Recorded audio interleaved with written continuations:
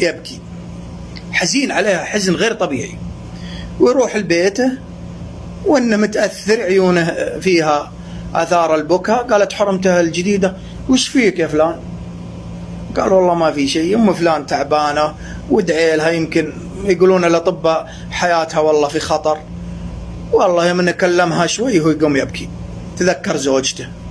قالت أنت كيف تبكي عليها قدامي؟ أنت تحبها لهالدرجة تبكي؟ قال لي والله أحبها، أم عيالي ومن شبابي وشريكة حياتي، كيف ما أحبها؟ قالت وتقول كمان أنك تحبها قدامي؟ أنت ما تستحي؟ رجال هذا كبرك وتبكي على حرمة؟ قال حرمة ما هي زوجتي وشريكة حياتي، إلا والله أحبها وأحب الأرض اللي تمشي عليها. قالت ما دام تحبها ليش تزوجتني؟ قال تزوجتك وهذا قسم ونصيب وانت زوجتي الحين. قالت لا، الرجال اللي يحب غيري أنا ما قد عندي في البيت. كيف ما أنت قاعدين عندي؟ قالت لا والله ما دام بكيت عليها وش الفائدة من حياتي معك؟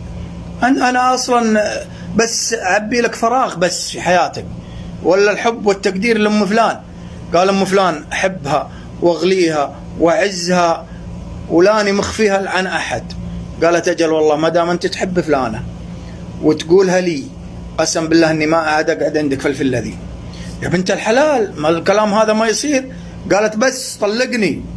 قال أقول ما دام جات منك هاجل أنت طالق، يلا اضرب الشارع روحي.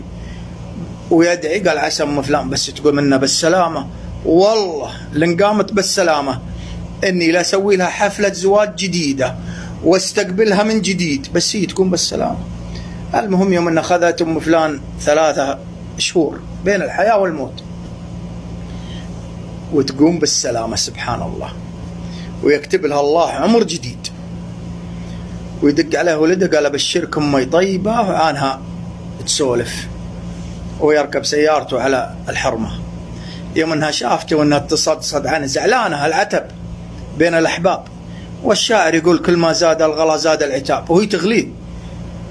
قال يا أم فلان اسمحي وادمحي، أنت بنت عمي وشريكة حياتي وزوجتي وأم عيالي، يعلم الله أني ما تجوزت أدور لك بديل، لا والله تجوزت بس أبحسسك بأني محتاج زوجة تجلس معي وتساعدني على هالحياة. قالت أقول لك أنا زوجتك من هنا إلى يوم نبعث أنا وأنت، ما عاد فارق البيت اللي أنت فيه ما